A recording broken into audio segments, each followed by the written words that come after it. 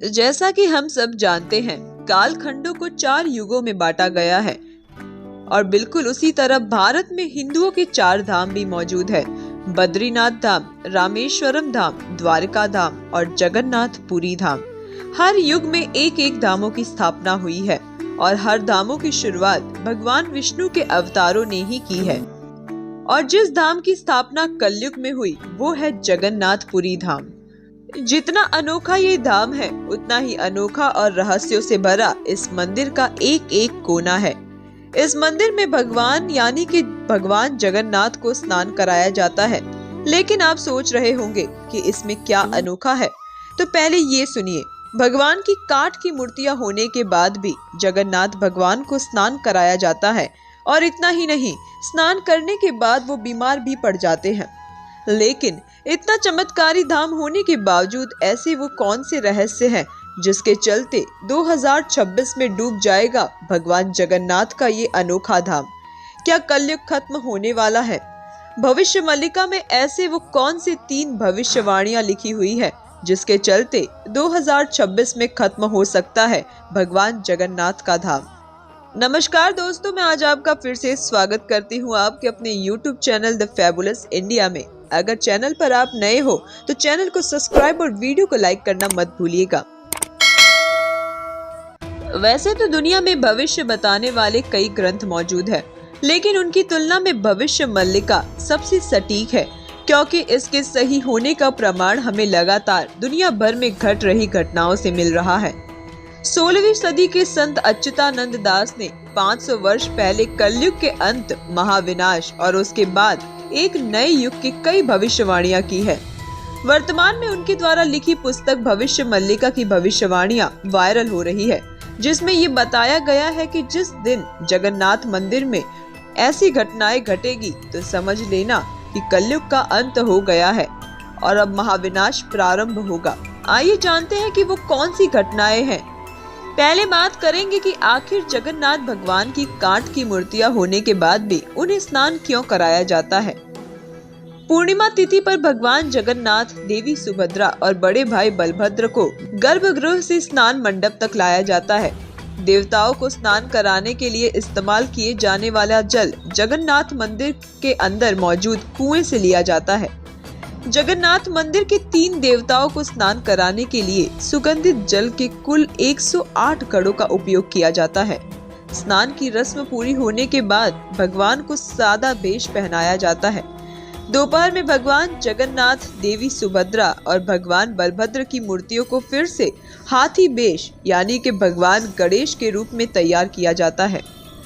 मान्यता ये है कि अधिक स्नान के कारण भगवान जगन्नाथ, उनके भाई बलभद्र और बहन सुभद्रा बीमार हो जाते हैं। सभी का 14 दिनों तक उपचार होता है। उनको कई प्रकार की जड़ी बूटियां भी दी जाती है। मान्यताओं के अनुसार जब पहली बार भगवान जगन्नाथ ज्येष्ठ पूर्णिमा को स्नान किए थे तो वो बीमार पड़ गए थे। तब उनका उपचार हुआ था और उन्होंने 15वें दिन भक्त को दर्शन दिया था। इसके बाद से हर साल ज्येष्ठ पूर्णिमा को भगवान जगन्नाथ स्नान करते हैं और ठीक 14 दिनों तक बीमार हो जाते हैं। आइए अब बात करते हैं उन खौफनाक भविष्यवाणियों के बारे में जो अब धीरे धीरे घटित हो रही है। जब भगवान जगन्नाथ का अपमान होगा, मंदिर की परंपराओं में अव्यवस्था होगी। जगन्नाथ मंदिर में प्रति वर्ष नव कलेवर की रस्म होती है। इस रस्म में पुरानी मूर्तियों को बदलकर नई मूर्तियां स्थापित की जाती है और उसमें रखे ब्रह्म पदार्थ यानी कि भगवान जगन्नाथ हृदय आदि को पुरानी मूर्तियों से निकालकर नई मूर्तियों में रखा जाता है। कहते हैं कि 1996 के बाद 2015 में इस रस्म को लेकर पुजारियों में झगड़ा हो गया था, जिसकी वजह से ये रस्म देरी से हुई। ओडिशा में कई लोगों ने इसे भगवान जगन्नाथ के अपमान और परंपराओं को खंडित करने के तौर पर देखा गया था। इसके बाद यहाँ की अव्यवस्था सभी के सामने उजागर हुई। इन सब से आगे जैसा कि आप जानते हैं कि जगन्नाथ मंदिर के ध्वज की बहुत अहमियत है। श्री जगन्नाथ मंदिर के ऊपर स्थापित लाल ध्वज सदैव हवा के विपरीत दिशा में लहराता है। लेकिन भविष्य मल्लिका के मुताबिक जगन्नाथ मंदिर का झंडा कई बार गिरेगा और एक चक्रवर्ती तूफान के कारण झंडा समुद्र में जा गिरेगा। कुछ ऐसा ही हुआ मई 2019 में। 2019 में चक्रवाती तूफान फानी के कारण ये घटना घट चुकी है और इसके बाद मई 2020 में भी ये घटना घट चुकी है। कुल मिलाकर 2 से 3 बार भगवान जगन्नाथ मंदिर का ये झंडा गिर चुका है। जगन्नाथ मंदिर का नील चक्र यानी कि सुदर्शन चक्र तूफान से टेढ़ा हो जाएगा। मई 2019 में समुद्री तूफान फानी के कारण ये विशालकाय चक्र टेढ़ा हो चुका है। जगन्नाथपुरी के मंदिर के ध्वज में आग लग जाएगी। जी हाँ, 19 मार्च 2020 को पापनाशक एकादशी के दिन मंदिर के परिसर में महादीप लगाया गया था। अचानक हवा चलने से ध्वज उड़कर महाद्वीप के पास चला आया और उसमें आग लग गई।